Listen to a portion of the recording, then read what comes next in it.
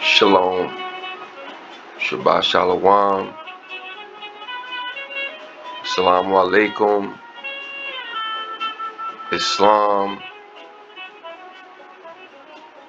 greetings to everybody. You know, honestly, I don't care how nobody feels about how I feel in my belief system, because I have been crossed by my own skinned people just as bad as I've been crossed by Caucasians. In all actuality, my people cross me way more than Caucasians could. So, you know me, I'm digging, in real time. No editing for this one. No, all of that pretty stuff. I'm just, this is what we doing. Digging on real time. My genealogy on my mother's side, the matriarch. Well, one thing I've learned about my genealogy is we follow the matriarch, right? So this is what's going on. So I'm on my mom's side right now. I haven't done my dad's side yet. I'm still on my mom's side, but check this out though. So I'm sitting there one day and I just decide to type this in the search.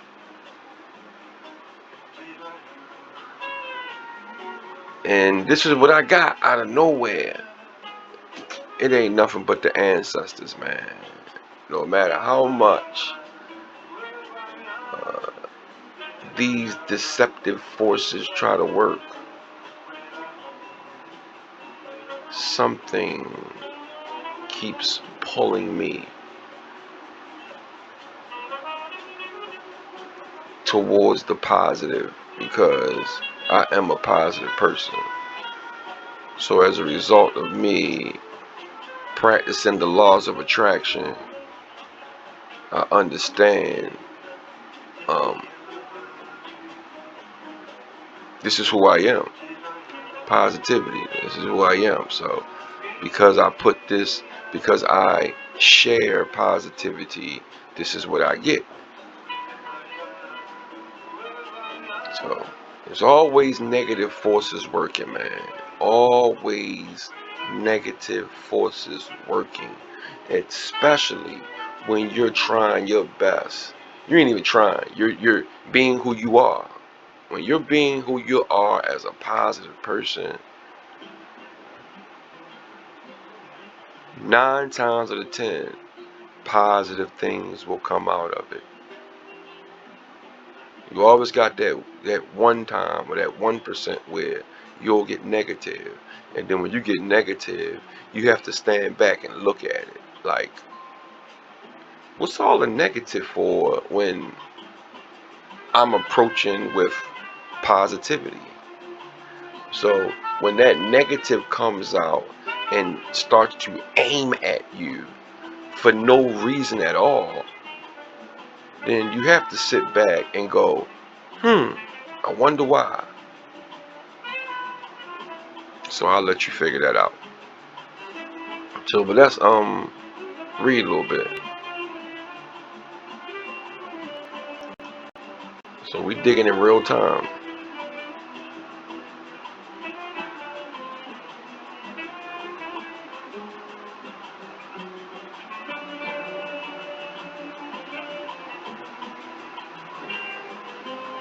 Hmm. Just give me a sec. All this stuff I'm digging in real time, so you never know what you'll run into. Me, I don't like to dig too deep because, man, some things are not meant for us to find. I don't want to know too much craziness. But let's do a little reading. All right. What this is entitled, "What Should I Read on the Song of Solomon" by James T. Dennison Jr. Alright, I'm gonna read a little bit of this. I'm not gonna go into because I really don't know what it's about. But I saw my family's name in here somewhere, so I'm trying to figure it out. Alright. The meaning of the enigmatic canticle continues to fascinate and elude the church. What? Since Origen's profound sermons on Solomon's Song, the Song of Songs, commentary, and homilies, Ancient Christian Writers Series, Paulist Press, 1957. Now, me, I like to read slow. All that fast reading is cute, but I need to make sure that everybody understands, make sure that I understand, and people that are paying attention to this channel, that they understand. Everybody ain't the super understander. Everybody's not the super reader. So, the church has struggled with how to approach this book.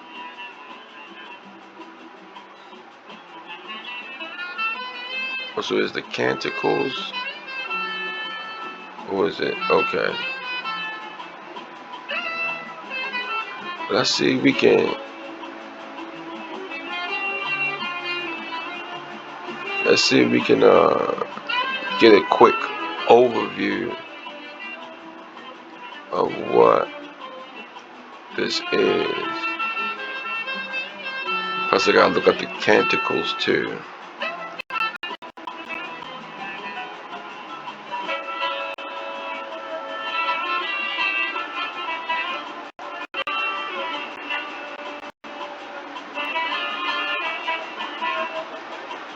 So let's try to get an understanding of what this book is.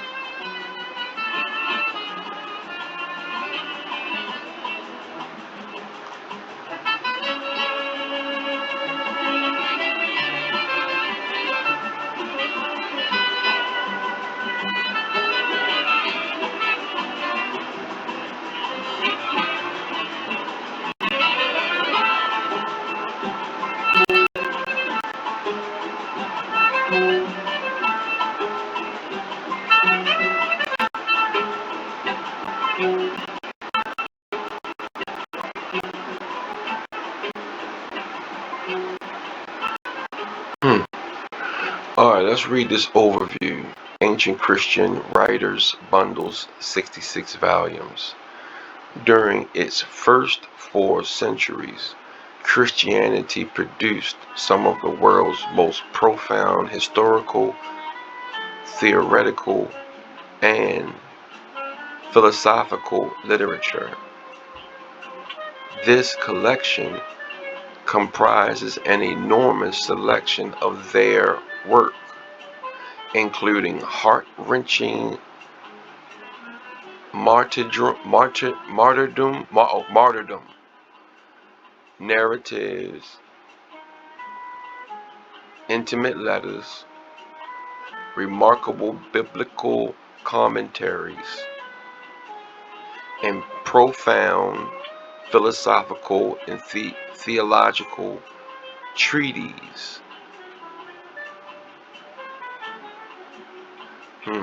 Contributors include some of the most influential thinkers in world history, such as Justin Martyr,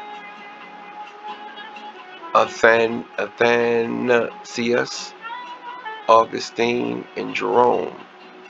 as well as lesser known and controversial figures such as Origen, Maximus the Confessor, and Capernaum of Carthage. Okay, so I think I know where they're going. Yeah, I know where they're going. I'm familiar.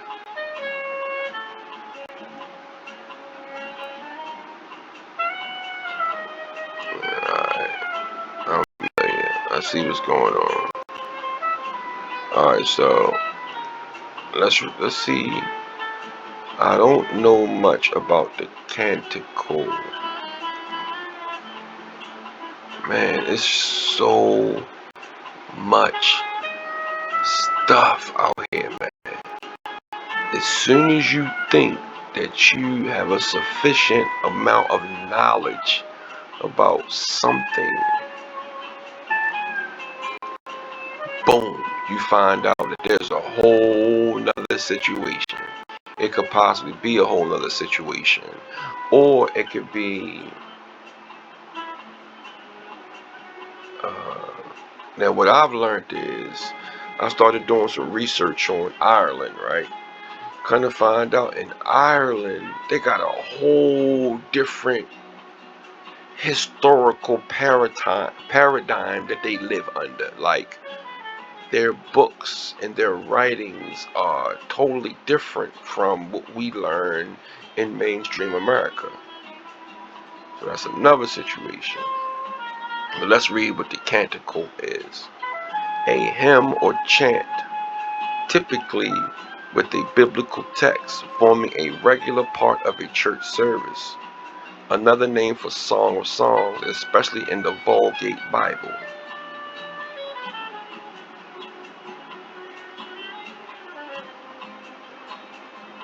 Okay, Canticles. It's a noun. The Song of Songs or Song of Solomon, one of the books of the Old Testament. A canticle, okay? A canto, or division of a poem. Canticle, a psalm, a hymn, or passage from the Bible arranged for chanting in church service. Alright, so we know what a canticle is now.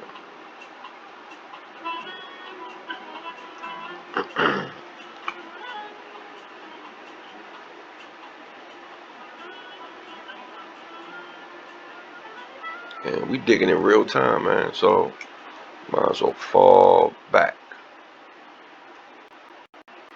We digging in real time. We digging in real time.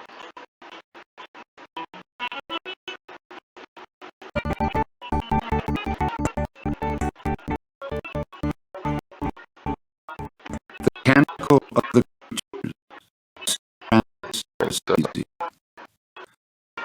Most high, all powerful, good Lord, yours is the praise, glory, and honor, and every blessing.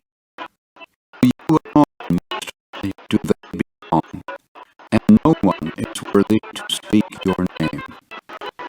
Praise to you, my Lord, with your creatures, especially your brother Son, who is the day, through whom you bring us light, and he is lovely, shining with splendor, for he is most high.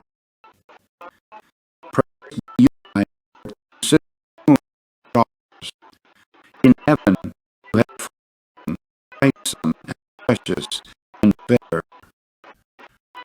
And to you, my Lord, through brother wind, through air and cloud, through calm and every weather, by which you sustain your creatures. Praise be you, my Lord, through such a water, so very useful and humble, precious and chaste. Praise be you, my Lord, through brother fire, by whom you light up the night, and he is handsome and merry, robust and strong. Praise be you, my Lord, through our sister, Mother Earth, sustains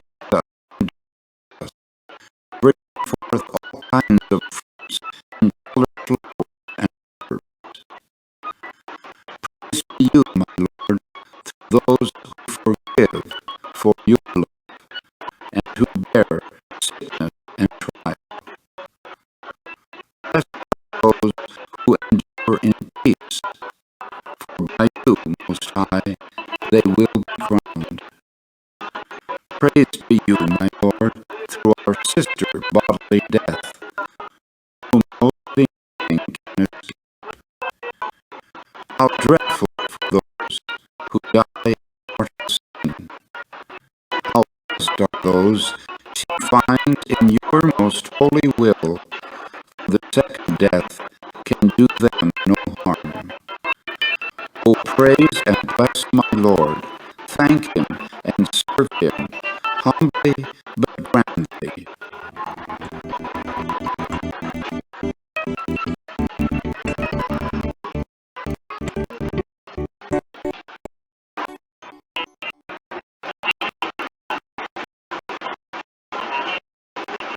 Okay, so now we know what Canticle is. Okay, so where are we at now? Alright, let's go ahead. The church has struggled with how to approach this book. Is it narrative or is it allegory? Is it drama? Is it merely a love poem? Does it belong in the canon? In the last 20 years, a flurry of commentaries and studies on Solomon's sublime song have expanded our understanding and appreciation for the book. Tragically, it is a book ignored and neglected by the church, either from fear of its candid sexual imagery or from the inability to deal with its difficult structure and development. Numerous methods have been advanced in explanation of the work, from the pornographic to the allegorical to the dramatic, in order to assist our leaders with the literature. I propose a brief review of the status questionis canticorum, state of the question with respect to the Song of Songs. Interpretive view. The principal issue in current research is to discover the literacy genre of the Canticle. What kind of book is it? Marcia Falk, 1990, provides a survey of the options. The allegorical view has been present in the synagogue and church from an early time. The male figure, beloved, is identified with God or Christ.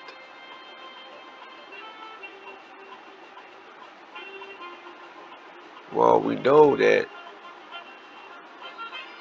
God is not Christ. Well, this whole thing with trying to put Christ on the same level with the Creator, no, it's only one, not or. It's not an or thing. It's only one, and that be the Creator, the Most High, Allah, secure breath. The female figure lover is identified with Israel on the church, in the church. This view has developed by the Alexandrian School of Oregon and donated the patristic interpretation of the book into the Middle Ages, where it found its supreme expression in the sermons of Bernard of Clairvaux. Reformation and Puritan expositors still depended on the allegorical view for application of the book to their readers or hearers, while endorsing grammatical historical exegeses. 16th and 17th century Protestants nevertheless subtly imported an allegorical application of the context to their time.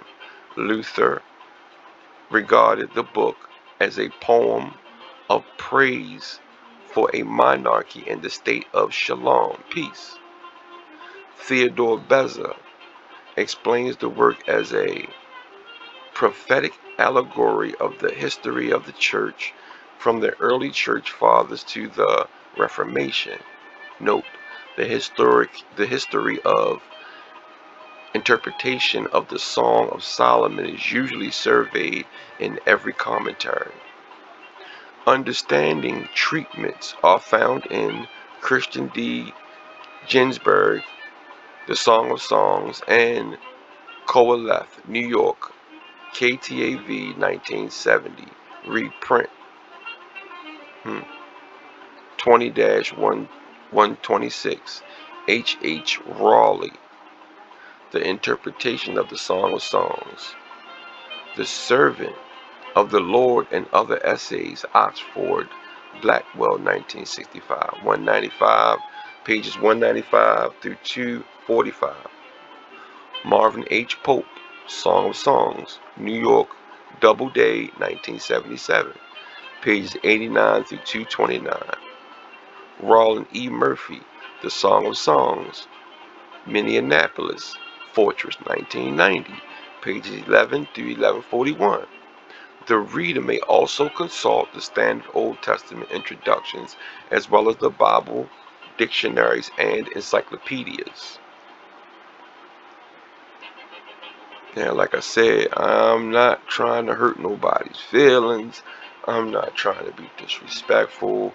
I'm working on my genealogy and I'm running across things and I'm reading them. It has nothing to do with what I believe, what I think, how I feel. I'm just doing research. I don't have a, well, I do have a hypothesis. I do have one, but that's my hypothesis. It's not for everybody to know. Alright, alright. The dramatic view attempts to discern a narrative or storyline in the book centered around 2 or 3 characters. Some believe the book recounts the story of Solomon and his Shulamite. Others argue that the book portrays a love triangle: Solomon, the Shulamite, and the Shulamite's unnamed shepherd lover. This latter view, very popular in the 19th century, the era of Romanticism, suggests the following scenario. Solomon takes the Shulamite into his, I can't see, I got this counter right here. I'm going to go on. I haven't figured out how to take this counter off the screen and on the screen. You know, once I get rid of it, I haven't figured out how to put the clock back up there again, so I'm not going to touch it. So, because I'm 24 minutes in and I'm going to have to start all over again. So, work with me. Alright. Like I said, we digging in real time. So, the Canticle is the record of her pining and longing for her rustic paramour. Since the 19th century, some scholars have portrayed the song as a cycle or compilation of songs for a wedding celebration. Damn, I can't see it. Shit. Custom of exchanging songs at a wedding celebration. Okay, canticles is considered a mutual celebration of the male and female lovers. While there is a wedding celebration at the center of the song, uh, chapter 5, verse 1, the elements of movement in the royal and pastoral Milia. Milieu? Milieu. What is that? Let's dig on it.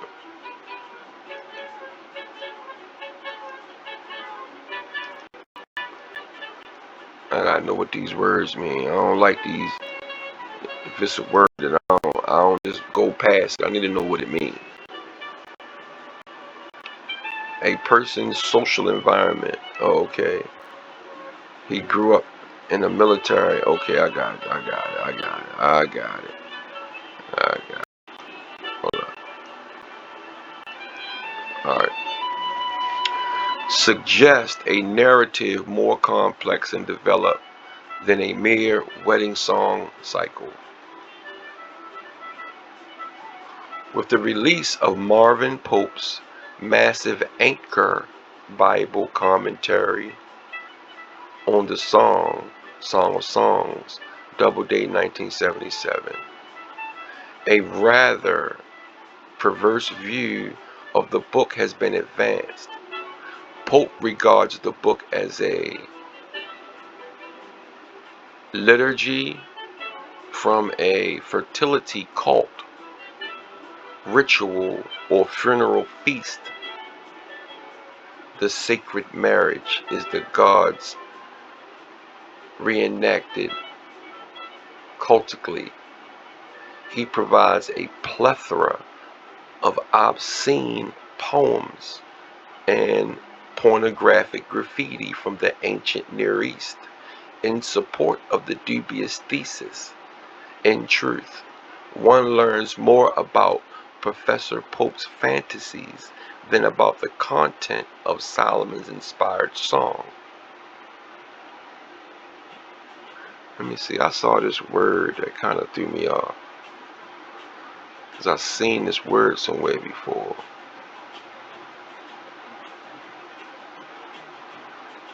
Anchor Bible. So this word I saw.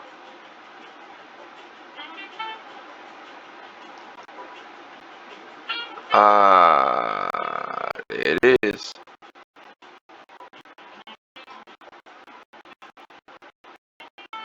On anchors. So honestly, I'm gonna tell you about this Bible, right? I'm sorry about Ancestry.com. I have seen so many different revisions, so many changes. I've been doing this for about 3 years now, right? And for the past 3 years, I have seen so many changes. Literally, like name changing. I've seen dates change. I've seen addresses change. I've seen races change. Literally, I've seen the race change. I've seen the race go from I've seen the race go from Caucasian to melanated out of nowhere. Like, supposedly my sixth grandfather. Now here's another one. This is how I know there's some deception going on. Now, this used to say Dorsey. Now it says Anchor.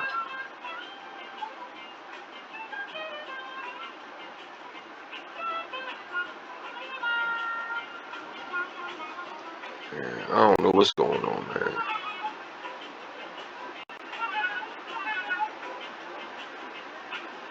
I don't know what's going on. But like I said, this is part two.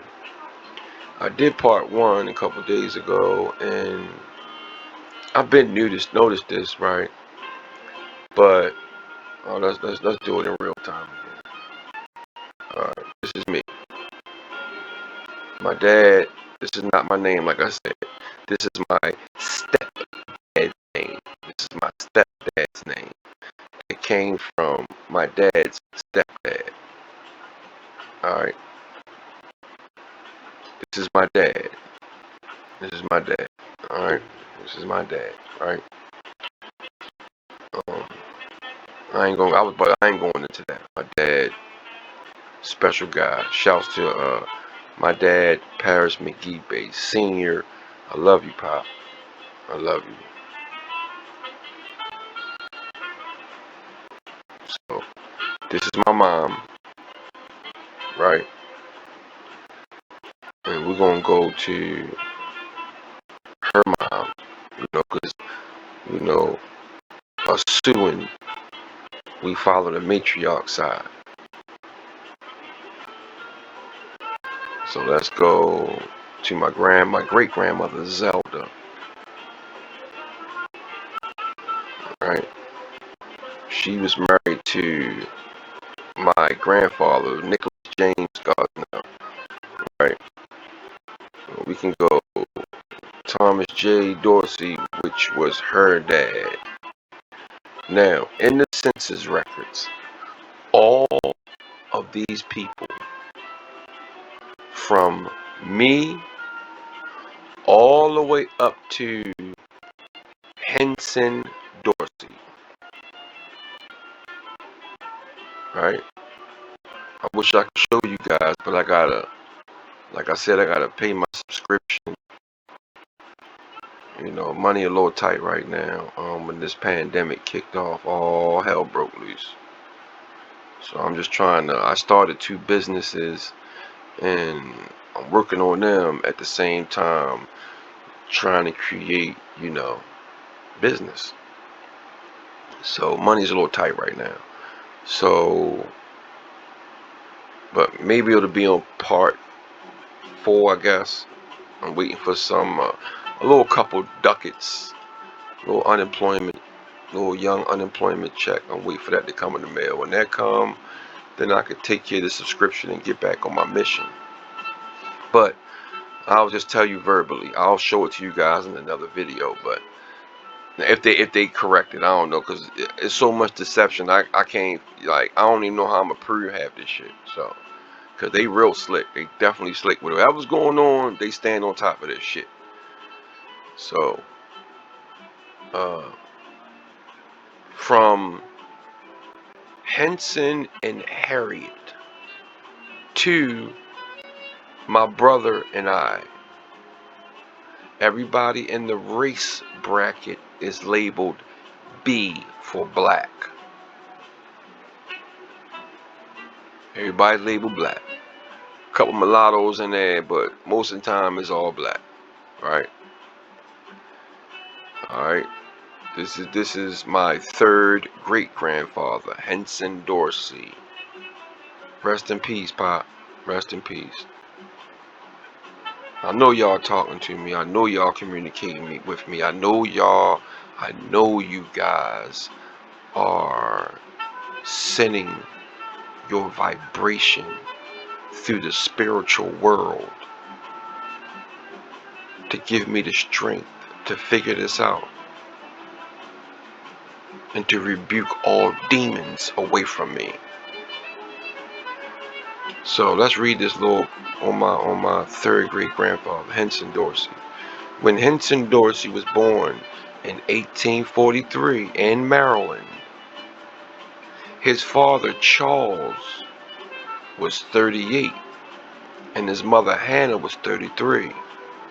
He had 1 child with Harriet Thomas and 1 child with Harriet Thomas. He died having lived for more than 100 years. He died in 1960 in Howard, Maryland, at the age of 117 years old. Come on, man. Shouts to you, Pop. Shouts to you. So, yeah, man, my bad. When I start getting to this stuff, I get real sentimental, man. So, let me say this. I'll say it again. from Henson Dorsey in 1840, right, up to me and my brother. Everybody is black. You see one or two mulattoes in there, right? Then right before that, Charles and Hannah are white.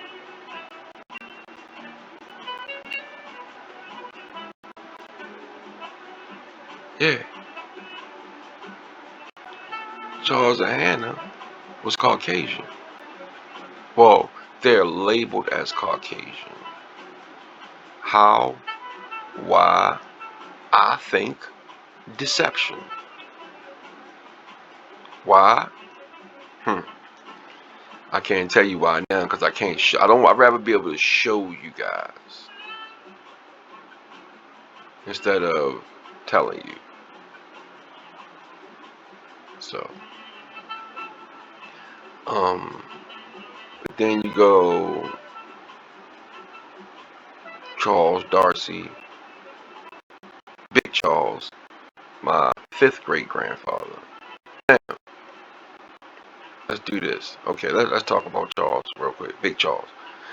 When Big Charles Dorsey was born on April the 6th, 1760, in Baltimore, Maryland, his mother Ann was 20. He had one son with Elizabeth Anchors in 1805. He died on July the 14th, birthday coming up, okay, 1811 in St. Paris, Ohio, at the age of 51. And my name is Paris. So, it's just so much, man. It's so much, man. So much, man. So, like I said, we digging in real time, man. I've seen a lot of things change. Like I said, I've seen birth dates change. I've seen races change from black to white to no race. Like, so whatever's going on, they're penciling this shit in as they go. I don't know who's doing it, but I do know that somebody's playing games. Somebody doing something. So, and then also here, I've been getting just a little shots fired, And my thing is this: people don't shoot shots at somebody unless it's something going on. And usually, if it's something petty, people don't really care. The attention comes from there's something else going on. So I done had all kind of shots fired at me, and I haven't shot no shots at nobody. Like, what's the beef? What I do? I ain't did shit. I ain't did nothing wrong with nobody. So what's all the animosity?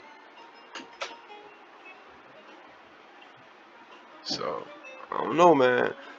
Me, I don't spend time chasing somebody down, shooting shots at them, and the person ain't did nothing to me.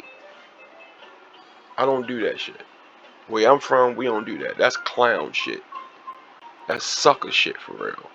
Because if you really got a problem with somebody, you deal with it head on. You don't indirectly fire shots. That's what suckers do. Even the women in my tribe don't do that shit. My women in my tribe fight. They bust heads. and they're not sneaking in the back door. They dealing with you head on, squaring up and saying, "What's up?" So take it for what it is, man. So let me finish reading, man. That shit's irrelevant. All right. So when did I read? Oh yeah, I read this already. So I can't get to these hints because I gotta pay these people.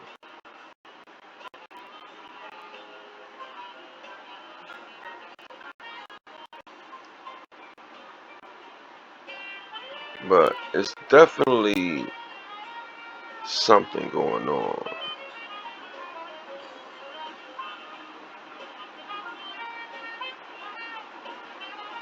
See, I don't believe none of this stuff, man, because I'm gonna tell you why.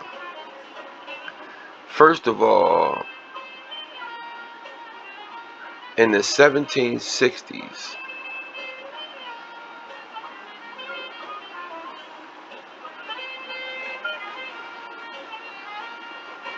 I keep hearing this Irish thing too. Like, they keep trying to put me in this Irish situation.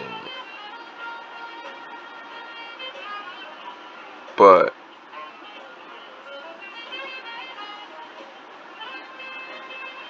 the European. Hold up. Let me see something for a minute. Um,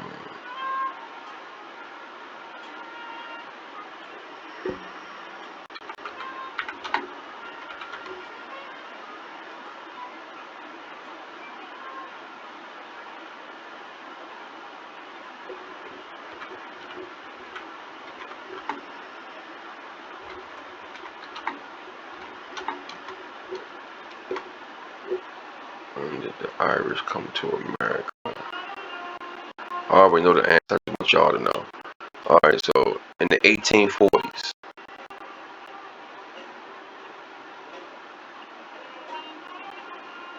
Okay, here we go. Irish immigration to America.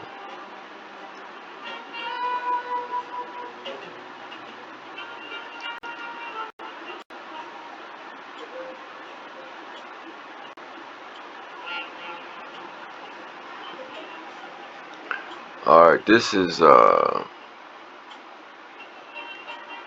OBOI, Irish Immigration to America by Dr. Catherine Shannon.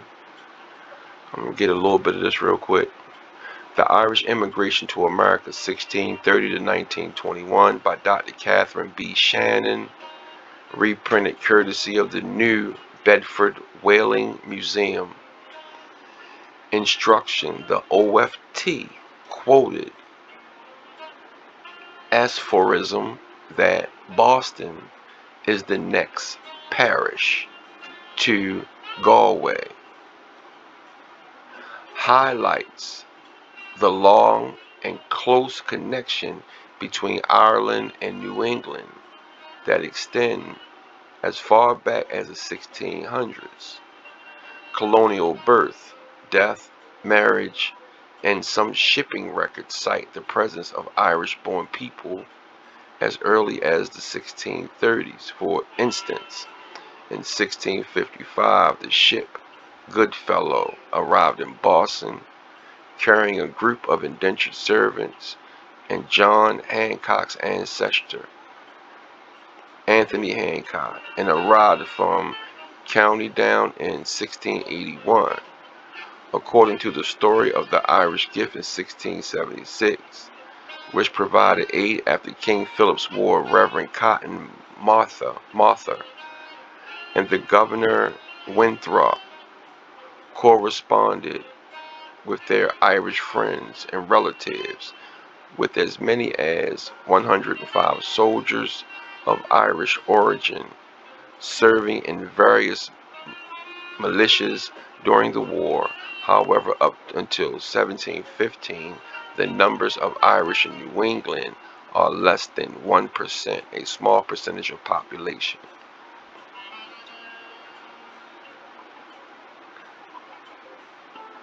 So, I know somebody, right? This kind of caught my eye. I'm gonna dig on it. because I know somebody that grew up in Boston.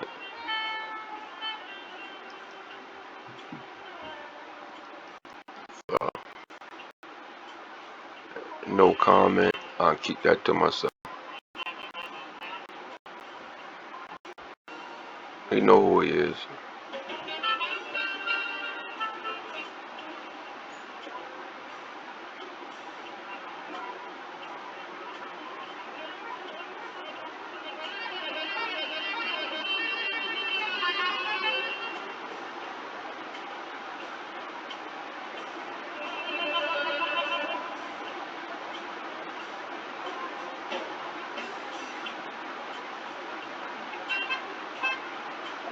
Hmm.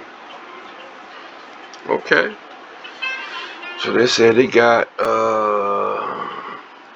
this Irish thing started in the 1600s. Yeah, at first they said it started in the 1800s. Come to find out it started in the 1600s. I'm gonna tell you, man, sometimes it's just hard to believe any of this stuff I read, man. Because I've seen so much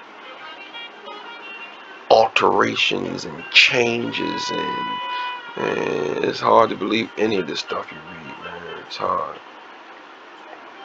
So a lot of deception, man. A lot of deception, man. You know what? Let's get some of this. What is this? Alright.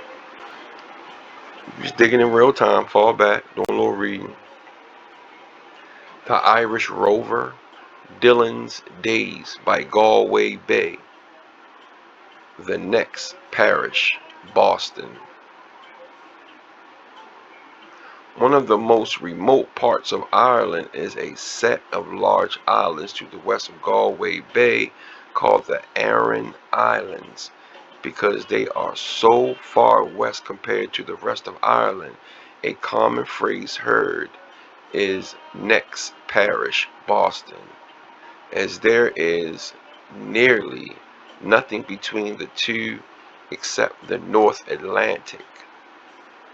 This past Saturday, we journeyed to the Aran Islands for a bit of touristy explorations.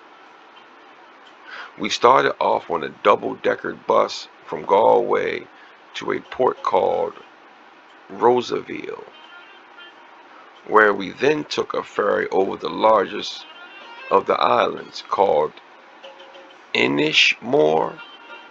What? I keep finding this word more all around the place, tied in the Irish and a lot of games, man. That's just like words like this. That's what I'm saying. All you gotta do is take a letter out, put a letter in, stick a letter in the end, take a valve out, change the valves, all kinds. They come up with all kinds of shit, man. Right? Being adventurous as always, I made the decision to sit the exposed top deck in order to get some views of the bay on the hour ride. The ferry was essentially equatable to the Block Island ferry, or even one of the Cape Cod whale watching boats. Except the North Atlantic is not the shallow coastal waters of New England. I soon found out. I would have taken some pictures, but I was more concerned with staying warm, staying on the boat, and staying dry. Well, 2 out of 3 is not bad. I got soaked. The waves were rocking the boat a good amount, and the storm quickly turned the fine mist into steady rain. My rain jacket did not hold up and actually was soaked through by the time we pulled into the port. Alright. The few of us on the deck were overjoyed when we decided to get lunch at one of the only 3 pubs on the island.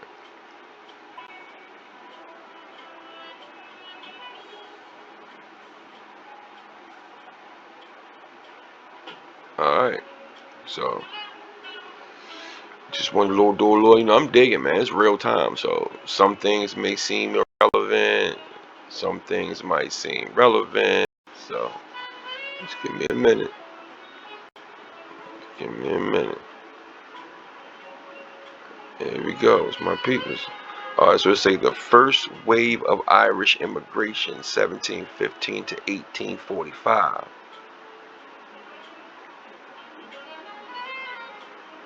The first significant influx of Irish immigrants to Boston and New England consistently primarily of Ulster Presbyterians and began in the early 18th century.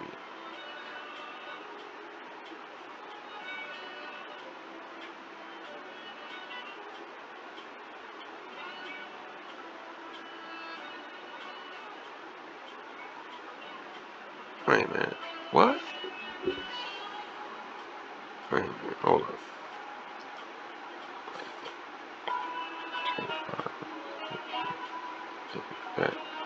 Alright, so why is it saying that?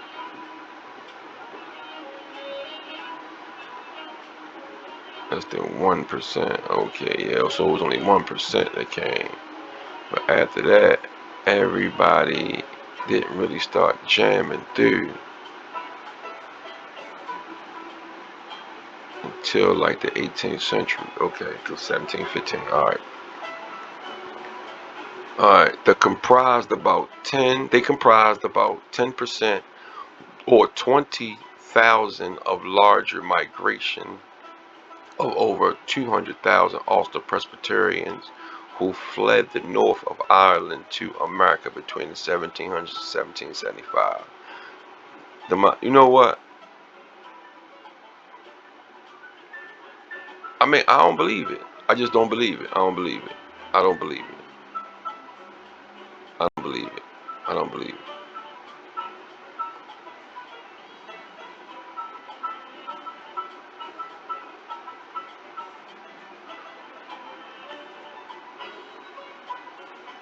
I mean, cause my peoples, they supposedly they've been doing their thing, man, in America for. See, I can't, cause it's gonna go back some more. Like, yeah.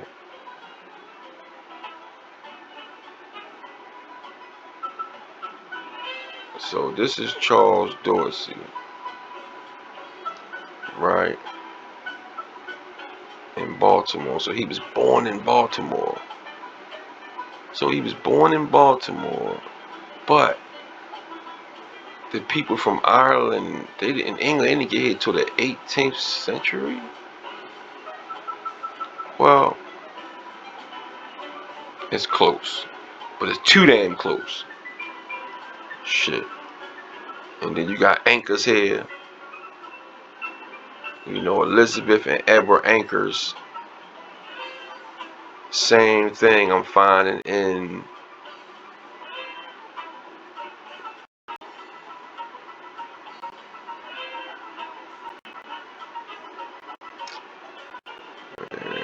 Where is that at? Is this it? Oh, here you go. Yeah.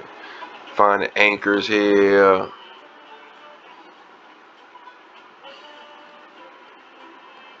Let me read some more of this. This is what should I read on the Song of Solomon? What should I read on the Song of Solomon? Yo, this is crazy. How can you figure it out with all this foolishness going on, man? But that's alright, though, because it's gonna get figured out. My ancestors don't got me doing this for nothing. Alright, so let's go back.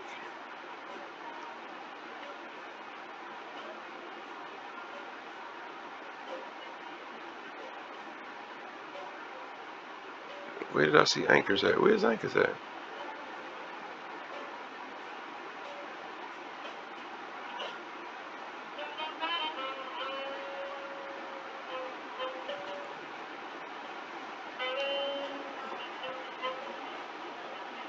Oh, okay, here we go. Alright, let's start with this paragraph again. With the release of Marvin Pope's massive Anchor Bible commentary on the Songs of Songs, Doubleday 1977, a rather perverse view of the book has been advanced. Pope regards the book as a liturgy from a fertility cult, ritual, or funeral feast. The the sacred marriage of the gods reenacted cultically. He provides a plethora of obscene poems and pornographic graffiti from the ancient Near East in support of this dubious thesis. In truth, one learns more about Professor Pope's fantasies than about the content of Solomon's inspired song. The final views of the book are variations on a theme. Most modern scholars now regard the book as love poem expressive of the passion between a man and woman. Some regard the two lovers as Solomon and Shulamite. Others regard the names in the book as idealized. The other view of the work as a love poem regards it as a collage of compilation of numerous love lyrics arising from numerous settings. The difficulty with this latter view is that the unity of the canticle depends on a very skillful redactor or editor. Why not the skill of a single author? Good point. My own view of the book is that it is a divinely inspired love poem of the affection between Solomon and Shulamite bride. The sexual imagery of the book is appropriate to a man and his wife experiencing that God gave to that first man and woman in the Garden of Eden. We have a canticle poem celebrating martial love after the fall, and behold it as very good. Garden imagery in a fresh blooming world is emblematic of the protological setting for man and woman in their unashamed intimacy.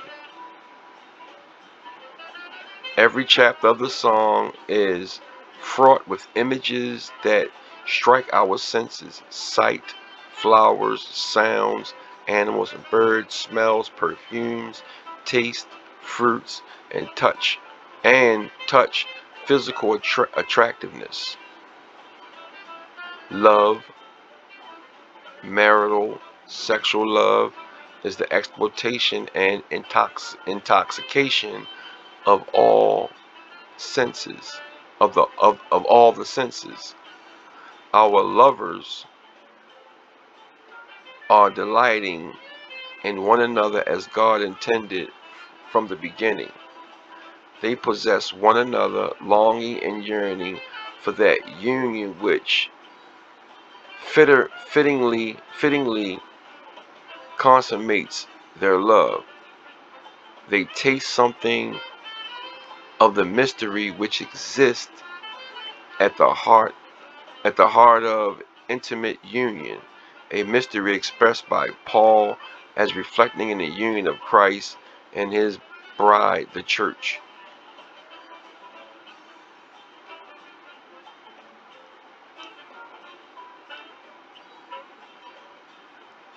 Solomon's song contains a retrospective, introspective, and prospective dimension. It returns us to the garden where we realize how God created our sexuality good. It reminds us that in our marriages we are invited to experience a union that surges to rise above a fallen creation. It testifies as a es- es- escha- eschatological that word crazy. Let me see. Let me dig on that word. Eschatological. Eschatological. Whew. That's the first time I ever heard that one.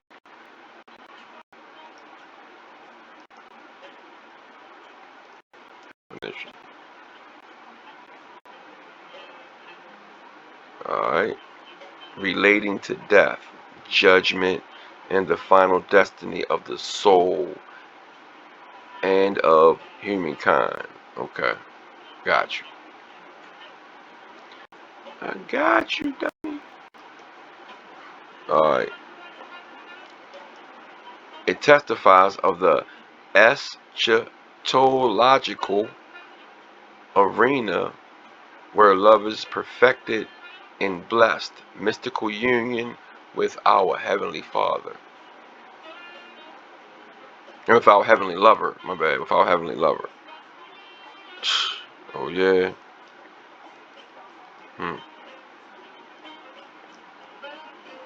Alright, so let's finish reading.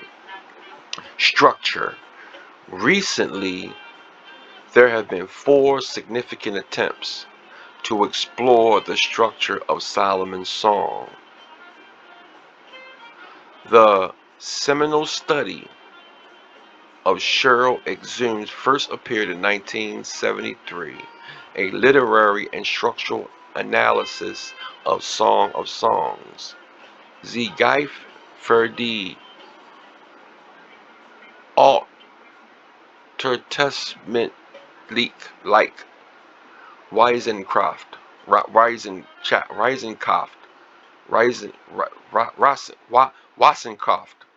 Wassenkopf, 85, 1973, pages 47 through 79, was her attempt at describing the development of the book in 6 poetic units. William Shea modified her conclusions by proposing a chaotic arrangement of 6 units. Chaotic, or the chaotic structure of Song of Songs. Let's see if I can get this word again. Sie Schrift für die Alttestamentliche Wissenschaft, 92, 1980, pages 378 and 96. Edwin C. Webster reduced the book to a chasm of 5 poetic units, patterned in the Song of Songs Journal for the Study of the Old Testament, 22. Years 1982, pages 73 to 93. However, the most convincing analysis of the song's structure comes from the pen of David A. Dorsey. What? Man, every time I turn around, bro, I keep seeing my family's names in all of these different religious, spiritual texts.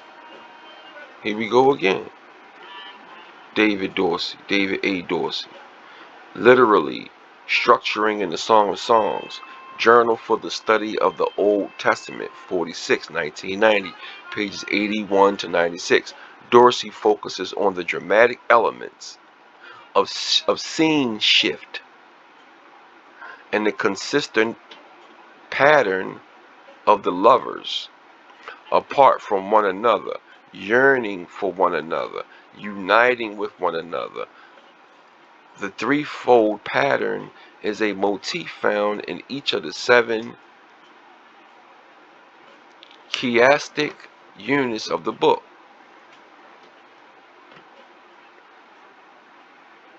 Right?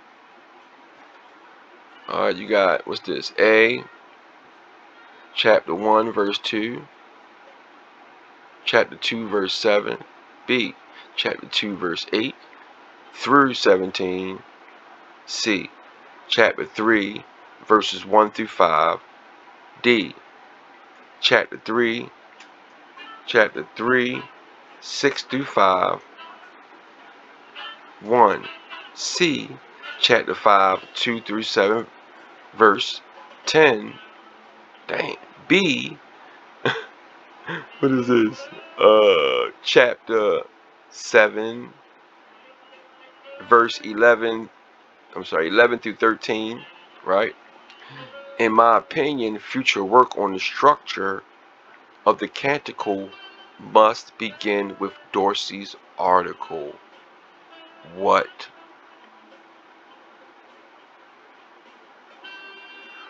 So,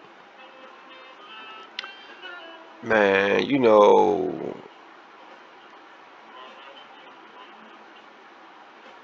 I've been saying this, man, for quite some time. This correlation of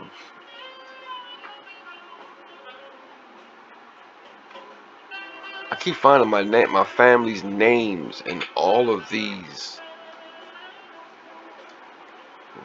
so-called writings. Wait a minute. Let me go here real quick. One sec. Plus, I'm getting ready to dismount. This is part 2 of my genealogy.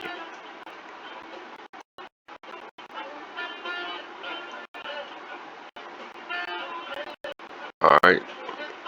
So, this is called Lineage 1 Cotexo. And I've been on this for quite some time too. So I've read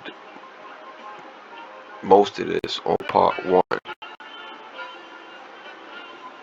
So you can see where these names are here. You can see where the places are the same. I have a grandfather named Richard Dorsey, right? So, and then you see Solomon's name here. Like, what's going on, man? And you got John Dorsey here, right? It's Edward again, Ed Dorsey. His name was Ed Dorsey on Ancestry.com, right? So now it's Edward Anchor.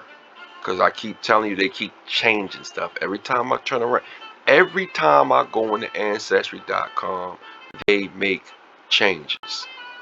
Why? Why are they making these changes, man?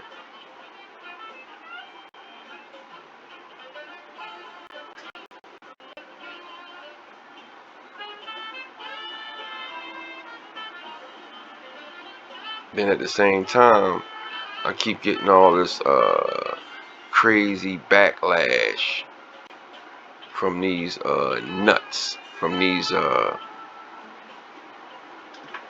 hijack people, right? But you see how deep, how serious my people are.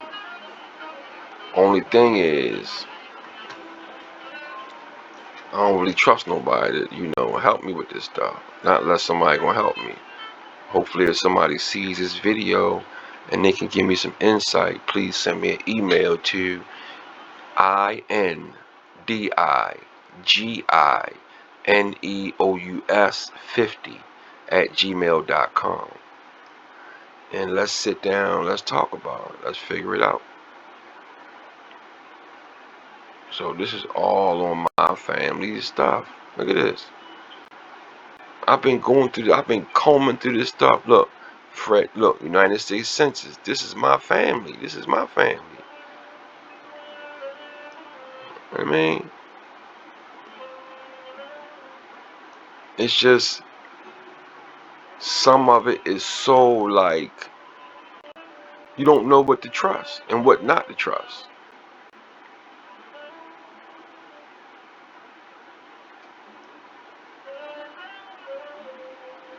So,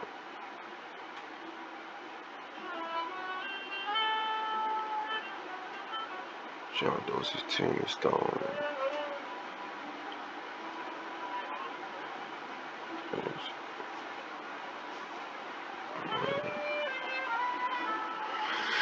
So, I mean, it's so much, man. You know, it's so much, man. It's so much, man. It's so much.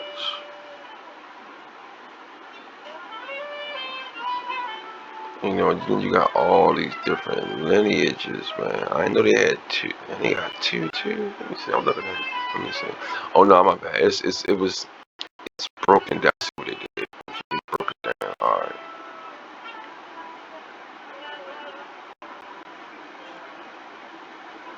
And then here we go. James Dorsey of Calvert County, Maryland. That's where I'm from. That's where my people from. All of my people. That's another thing. That's another thing.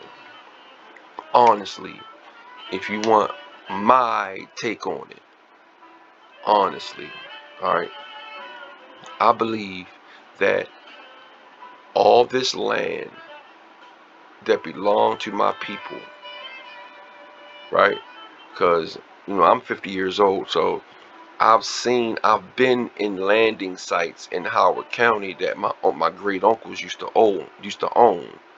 Well, I'm not even sure if they own it while they passed. So their kids, I really don't know what's going on right now, but I really think that my people are tied into something very substantial.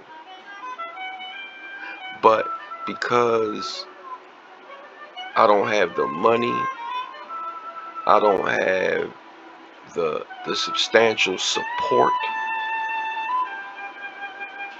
of these findings, and unless somebody decides that they want to help, I guess we will continue to be screwed.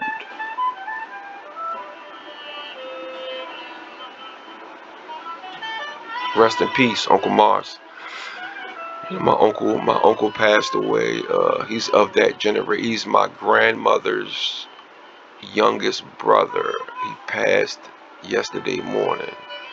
His wife, rest in peace, Aunt Shirley, she passed a week ago, and he passed yesterday. So this drive that I have is bigger than worrying about what the hijack is going to do to me, or what they might try to do, or whatever, man. If you don't stand for something, you will fall for anything, man. And this is what I stand for, man. I stand for the truth. I stand for positive energy. This is what I stand for.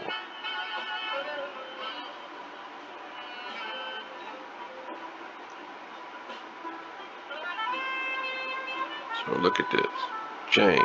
James, Philip, William. Look at this.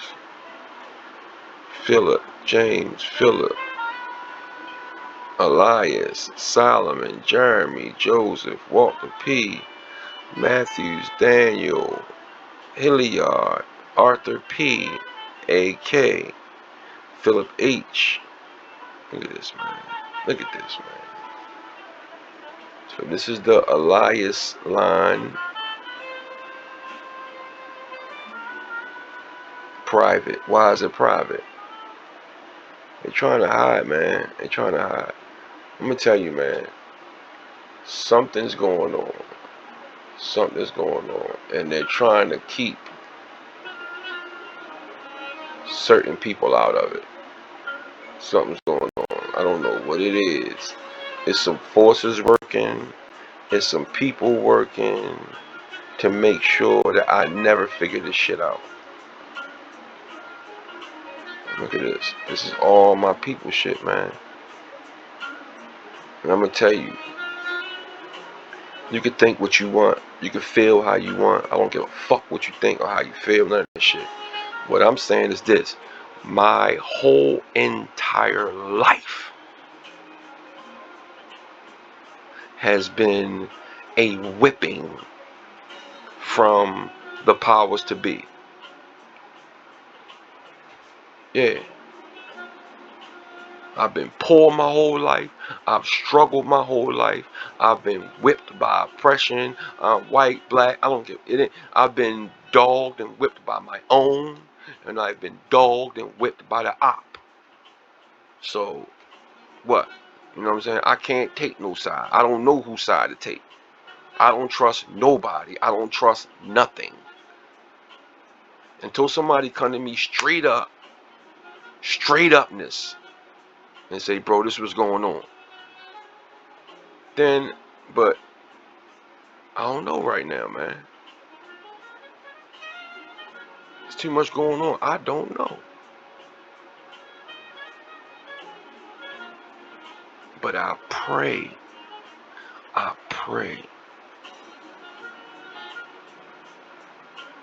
that the spirits of my ancestors please reveal to me what's going on. I don't know what's going on.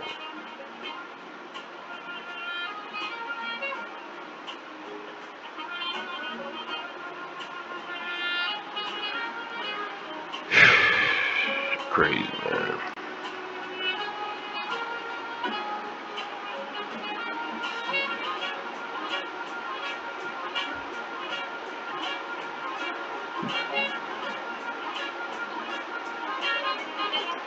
You know what? It says that I can join. I'ma join. See? Can't even. Is the icon to join, but then look at this. Look at this. Look at this. Look at this. Because they knew that one day I can't even look. Can't even join. DNA.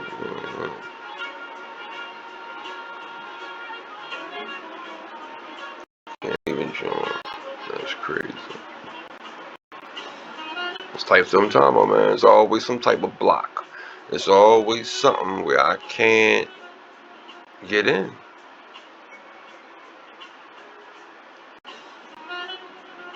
It's always something.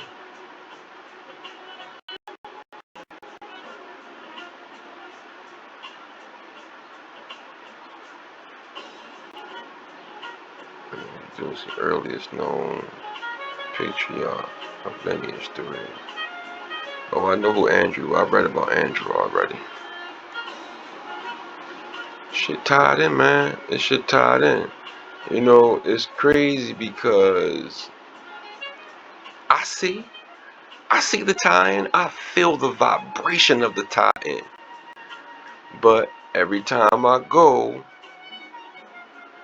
and try to link the two together on Ancestry.com, they always making revisions. They always change, and they trying to deter me. Somebody's living off of my estate.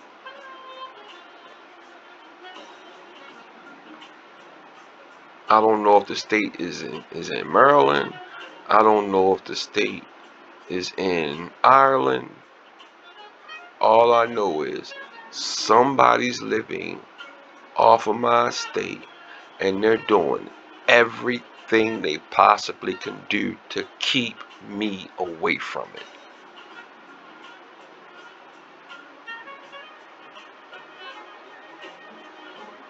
Look at this, David Dorsey. Look at this. DNA marker values for a 8th generation descendant of John H. Dorsey Sr. through Joseph Tarpley Dorsey, a son of John's proven son David, sighted in the settlement of J.H.D.'s estate. are an exact match with the markers of Elisha and Diamond's descendants. See, look, defendants. See, I done been locked up so many times and whipped on so many times. When I see words like descendants, I'm thinking defendants. You know what I mean? It's like my life was purposely screwed up to try to hide what I'm really connected to. That's what I really believe. Indicates that there have been no mutations of their markers, and their lines and their values represent those of common ancestor, most likely Andrew Dorsey. On the other hand, and the results in row 7 mismatch descendants of David's son Joshua at 3 markers, though they are those of the descendant of another son of David Dorsey, William Manson Dorsey. This participant mismatches descendants of John Dorsey Sr.'s sons, William and John Henry Dorsey, at 4 different markers. William Manson Dorsey descendant mismatch both lines of DYS 448, 449, or 464, as well as mismatching William's line at DYS 3889 too. P6 generations from common ancestors. See, I'm going to tell you something else why I think it's deception. Because if it wasn't, why didn't Ancestry.com tell me? Why ain't somebody telling us this shit? They not telling us because they don't want us to know. They're trying to hide it from us. And as far as skin color is concerned, I have no idea. I told you, I've been crossed by people with my hue, and now I've been crossed with people opposite my hue. So I have no idea, man. I have no idea. So you look at this. What? John Henry Dorsey descended through his son Benjamin Franklin Dorsey's son Virgil. Matches of the lines Elisha and Diamond Dorsey at all but one marker of the markers tested in common, and thus matches the ancestral value markers well. Okay? It would appear that 3 have been no other mutations I'm sorry, that there have been no other, I've been reading for a while, I'm sorry, I'm getting tired, in his line with a common ancestor in this lineage. Because I told myself I was going to back up off of this for a minute, because it's just been too much. It's just overwhelming. It's just too much, man. It's just too much. So at first I was like, I'm going to back up off of it for a minute, you know what I mean? But every time I turn around, this is what I'm doing. I'm either trying to take care of myself, or I'm trying to figure out who my people are, man. Alright. Russian Douglas Dorsey could have been a son of William H. Dorsey, raised in the household of his brother John H. Dorsey. It seems unlikely to family members. Data line 10 is the marker 37, a second descendant of Jasper Douglas Dorsey. He matches the ancestral haplotype of Andrew Dorsey at the first 25 markers. In the third panel of markers, DYS 570, he shares a marker of 18 with several members of lineage 3, while other members have value of 17 for their marker. As this is a very volatile marker, it is not surprising to find such differences between close relatives, and it is not possible at the time to predict which was the value of the common ancestor of this group. Yeah, right. I done got to the point now where I don't believe shit nobody right. Motherfuckers be lying their ass off, y'all. Understand, all writings are that individual's theory, that individual's perception.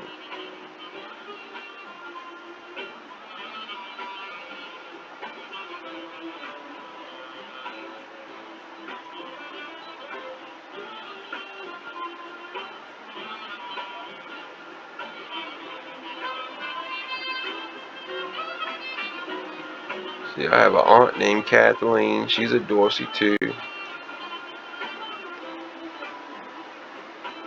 There's Utah, my family.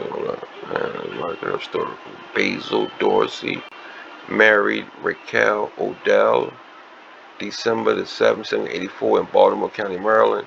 Man, these my people, man. They keep trying to change. And these people, man, somebody's eating off of my lineage, and they're trying to hide it.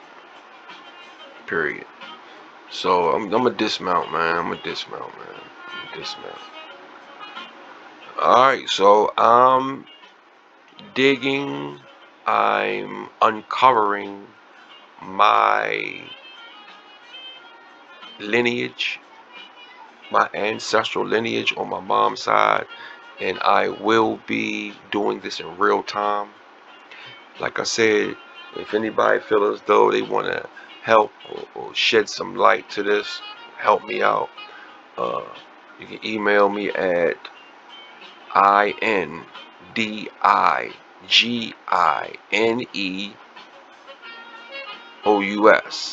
Let me spell it again.